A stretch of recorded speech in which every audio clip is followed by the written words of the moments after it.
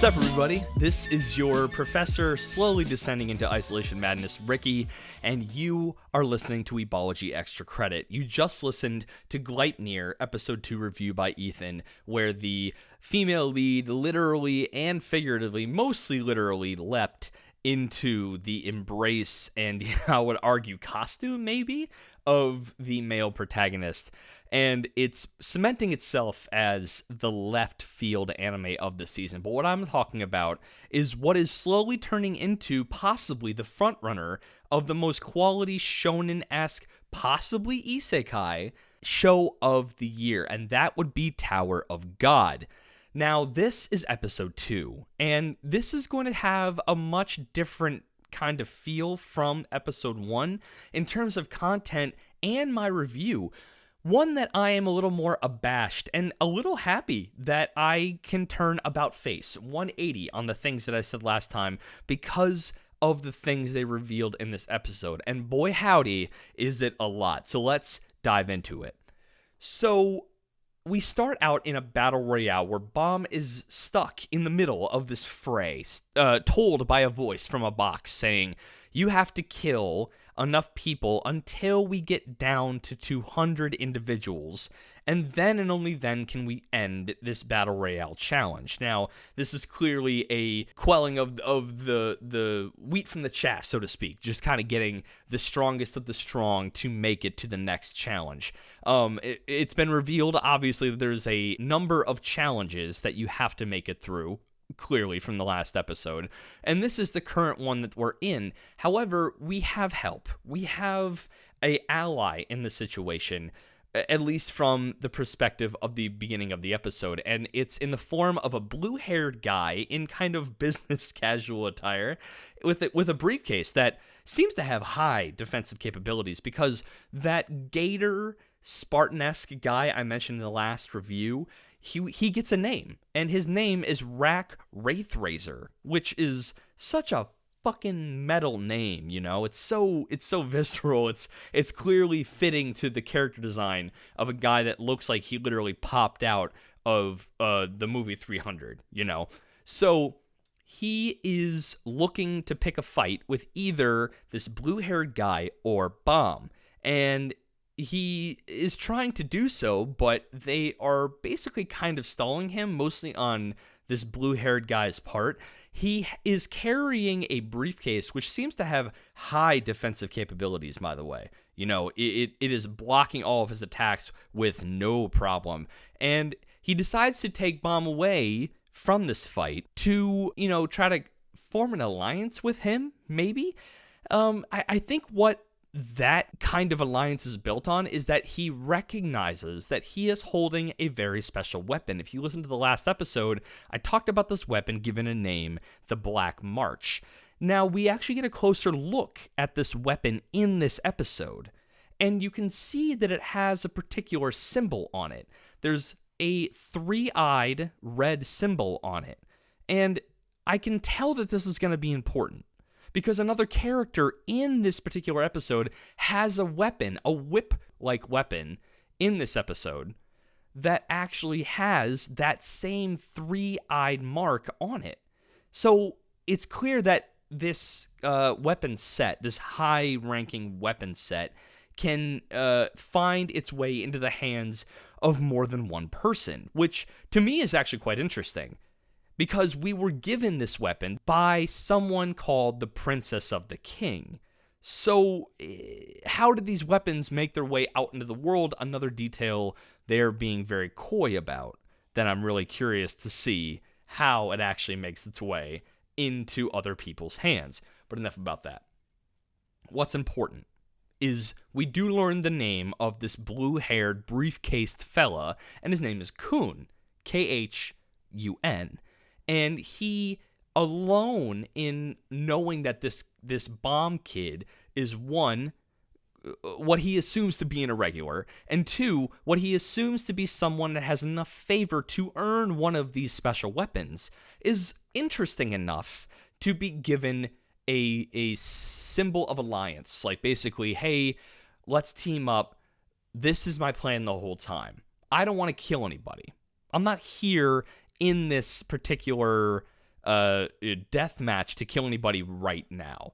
So why not team up? So Bomb and this Coon guy basically team up, and then the second that they do, this Rack, this war-hungry lizard man, finds his way back to them, and the second that he does, the battle royale ends. Now that's interesting. For two reasons, actually. One is that went a lot quicker in the episode than I thought it would. It was very quick. It would basically, Coon reached out and said something out loud called visible mode, where he saw his little black orb, and it showed the amount of, how he put it, regulars still on the field. Now, this is important because they have been very, very apparent and abrasive about labeling regulars and irregulars. So when he looked at his orb before he made this truce with Bomb, he was told that 268 regulars were still on the field. Now that's important because Bomb has been labeled time and time again, even in just the 30-minute runtime that we have of this entire show, as an irregular. So I wonder if he can even be seen by these visible kind of tracking orbs, And I'll tell you later why that's important. But in the meantime, what Coon says is basically 268 regulars are still on the field. And by the time he's done with his truce, only 200 are still there. Which means we have some very powerful people in play in this particular group of individuals. And then that little cube, the one who set the rules, said, hey, you have 5 minutes before this whole thing ends and you're teleported into the next area. You have to make an alliance with 2 other individuals, aka teams of 3. And once you make teams of 3, then you comply with the rules. If you don't, you automatically fail. Now that's curious, that they're trying to get people to team up so early, so quickly. So we have Coon and Bomb who have already made alliances.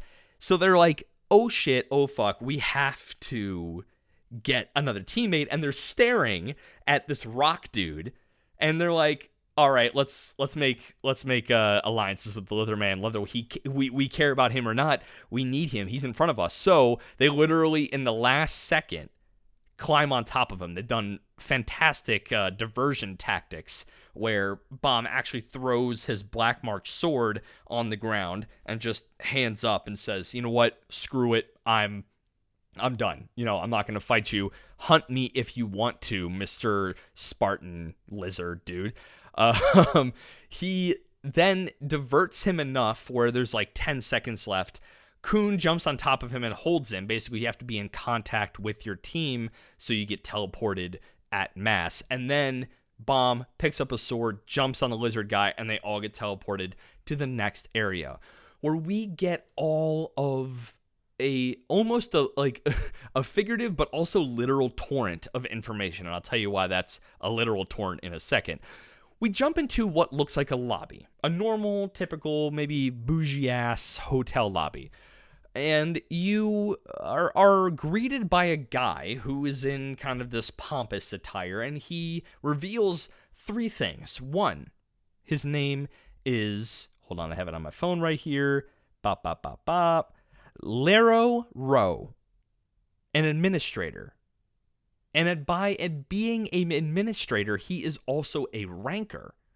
So everyone doesn't necessarily freak out at the administrator title, they freak out at the ranker one. And we learn that a ranker is someone who has made it to the top of the tower that these 120, by the way, of the 200 are trying to climb. Now, we learned that of the 200, 120 actually make it, meaning 80 could not team up in those 5 minutes. Also kind of curious. But we also learn that this ranker is clearly the highest being in this particular tower, except for the king. Now, this king has a name, Jihad. Jihad is a king at the top of the tower, and he is the one everyone is trying to reach and I guess face in some sort of capacity. Now, I don't know how I feel about, that there's a guy at the top of the tower. I was hoping to have the top of the tower be more ambiguous, but knowing that there is a name to the top also is a little comforting. I have more details. There is a power system. There's a power structure here that these individuals, these administrators, these rankers do answer to someone. There is a person that they answer to, and that's actually kind of interesting. This particular test is where we also learn about the power source. Now, I say source because it's not system. It's not a power system per se, but it is a power source. The same way those of you who are Naruto fans, there's Chakra or Bleach, there's Ryatsu, or Hunter x Hunter, there's Nen. This show has Shinsu, or Shinsu. It is a power source that has been quoted by Lero to be unlimited and to make you immortal. It has no limits. It has a limitless amount of applications. But the way it looks on screen is the power itself looks like water. And the water itself has resistance. So he spews forth this water from his hand and makes a wall out of it and says only those that can pass through this fluid wall will have the strength to climb the tower, because he feels that 120 individuals that have made it through are still too many. So he also says that those whose entire teams are only allowed to go further, not just individuals. So your whole team has to go through. What's really interesting here, and to add more legitimacy to how weird irregulars are, that when he released this particular wall of power or fluid or whatever you want to call it, Shinsu, Bomb wasn't affected. He wasn't even touched. He wasn't phased. He was just, hey, this didn't push me back like it did everybody else. Should I go back behind the wall, or what should I do? And Lero's like, no, you instantly pass. And he thought to himself, a monster has arrived to the tower. Now that's super cool, because someone who has made it to the top considers this Bomb guy a monster, which is super, I don't know, that tickles the shonen bone for me, It hits a certain nerve that are like, okay, this is allusion to a power in this kid that even he doesn't know. And I like the way that he's super coy, super chill about, he doesn't know exactly the implications of what he's surviving or what he's doing or the weapons he's holding. There's a real kind of ignorance is bliss moment for me here, where his ignorance is my bliss, where him not knowing is also endearing to me. When you have a shonen protagonist that knows the power system, knows the ceiling, and understands the whole world in front of him, and still knows that he's like hammering himself through it, it's not it is endearing. There's a way for that to be endearing, but there's something very simple about someone fumbling their way through it and not knowing what they have, but everyone else around him is just like, oh, this kid's a fucking monster right now. So I don't know. I really like the way that they portrayed that scene and made him like OP without him knowing he's OP. There's something that's refreshing about that. So he gets to sit with this ranker, this administrator, while everyone else tries to force their way through this wall of water. And he gets to ask some very interesting questions about irregulars. And he learns some interesting information and learns some stuff that we as the audience would not be able to know without him asking those questions. Again, a very interesting way to portray exposition information, by having the main character learn it himself in a very innocent way. And the two things we learn that I think are the most interesting is, one, irregulars have a better definition now. He's been labeled as a better as a irregular by multiple people in this series so far. But this administrator said it best, that they don't follow the rules of the tower. Now, we've learned that rules in this tower are everything, and I think that someone who can disregard them completely by entering it without any kind of invitation is a very cool concept to me. You know, they never meant to stumble in. They have just kind of stumbled in by accident. They are anomalies in every sense of the word, and I'm excited to see what kind of wild card they can provide to the rules laid in front of me. As the rules reveal themselves, they anomalously break that because they were established early as anomalies. So whatever rules they put in front of me, they can be broken without consequence by this character, which is super cool. And it already has been broken by them, Bomb not being, broken or pushed back by the Shinzu. And I say broken because there's a scene where Liro kind of goes in front of one of these people beyond the wall that still need to cross, saying, "Fuck you, screw you, you don't get to tell me what to do, I've worked my whole life to get here," and he introduces him to a heavy dose of Shinzu, and it nearly breaks him mentally and physically.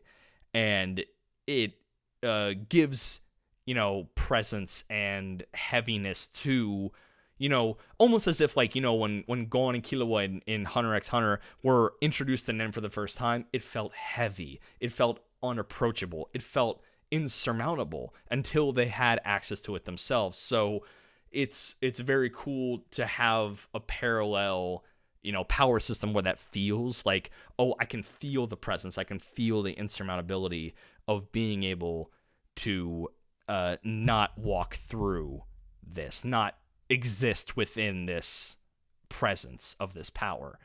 And he even told him, if you are on the 30th level of the tower, which we know it's 30 levels or higher at least, you basically have to exist in this pressure every single second of every single day. That's insane to me. That's insane. And this guy clearly felt the insanity, and he could barely stand after just a couple seconds sitting inside of that pressure.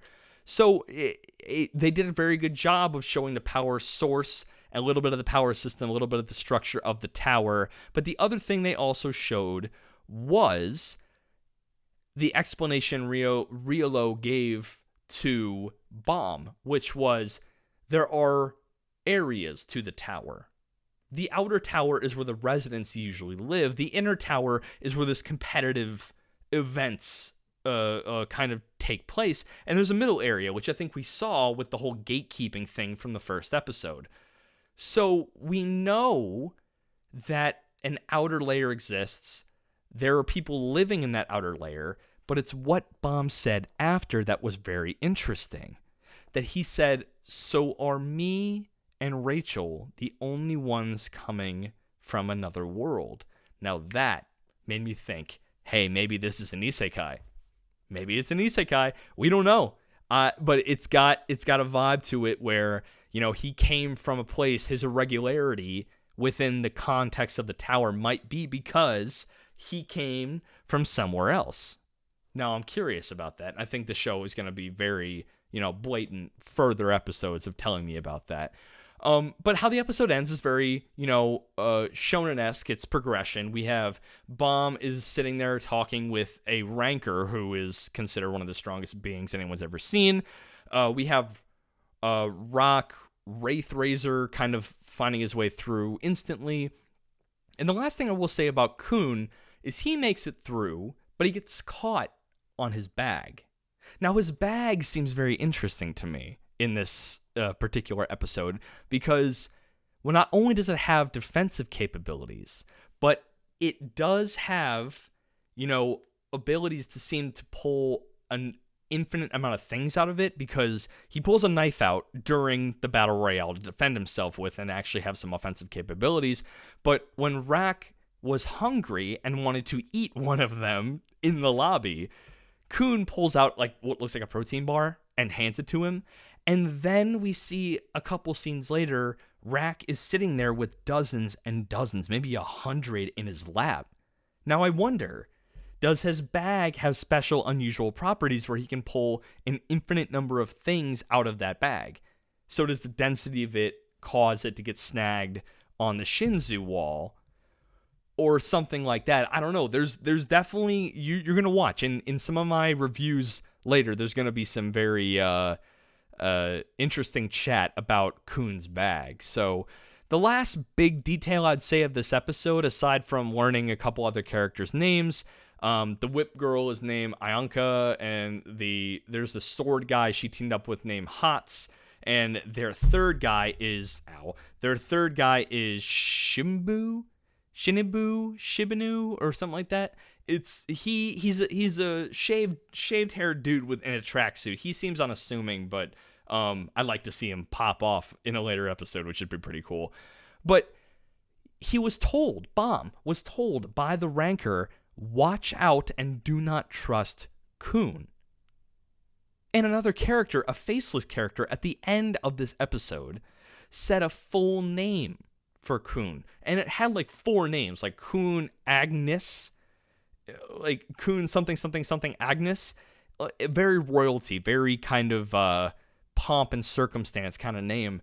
And I'm very curious, that kind of ignited some spark for me for that character. So we learned a lot of shit. I mean, this is going on 20 minutes for my segment, but I think it's important to get all of this stuff in, because the last particular review I had last week, episode 1, you should totally go watch that for extra credit. It felt sparse on the details aspect. And this episode, it felt like it was doing some catching up on the exposition, but it didn't even feel at all. It felt so natural the way that they did it. The power system naturally introduced. The characters that were going to be big in this season naturally introduced. The ranking system in the tower levels itself, and even the king naturally introduced. I was a fan of this episode way more than the last one. Like, I'd give this one like an 8-9. Like, this was good. The visuals, fantastic. Like, it was still like visually on par. You know, Sakuga was like kind of drip fed. The little moments of action had the Sakuga where it needed to be, and where it didn't, it was just, just cleanly drawn, very crisp lines, and to its own style, very kind of rustic in a 2020 way. I don't know. You have to look at it to know what I'm talking about on that regard. But I am very excited after watching this episode 2 of the rest of the season than I was episode 1. Episode 1 intrigued me. This episode ignited me for this show. And I am super excited to see where this goes. And I hope y'all are too. So I recommend Tower of God. If you're a shonen fan, I would say not just people who like the whole mystery, gonna keep some details in exposition away from you kind of fans in terms of storytelling, pure shonen fans, maybe some isekai fans. It's got elements of both, but they're keeping enough hidden that you really can't tell which one it is yet. And I like that. I like that a lot. So I recommend it. I recommend watching it. Get your 3. I think at the time of this recording, the 3rd episode is out, and I'm going to go literally watch it and come back and record it. So you'll see me in the same shirt next week. So thank y'all for listening. You can check us out on YouTube, which both my episodes for this review should be up by the time you watch this second one. Ethan's first and second review are up on our channel. And if you just want to listen with your ears and not your eyes, go check us out on Spotify, Apple, Google, and anywhere else you get your podcast fix. And until next time, stay safe. Wash your hands. I'm Ricky. That's Ethan. And this has been Weebology.